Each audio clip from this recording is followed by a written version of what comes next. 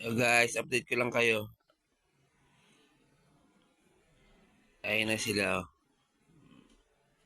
Ang daming bubbles. May egg na rin siguro yan. Ngayon, lumalayo na yung female.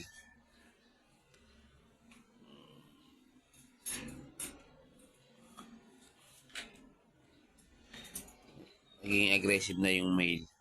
Ganyan sila pagka may egg na. Ngayon, kukunin ko na yung female. Kasi baka patayin siya ng male. Yan o. Ganyan sila.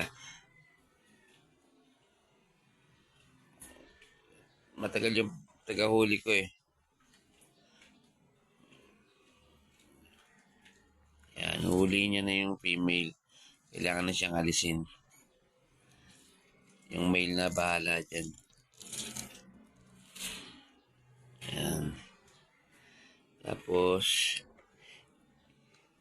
bantay ang male na yan dyan. Bahala na siya dyan. Yan o, ang dami ng eggs. Yan. Sana maraming mabuhay.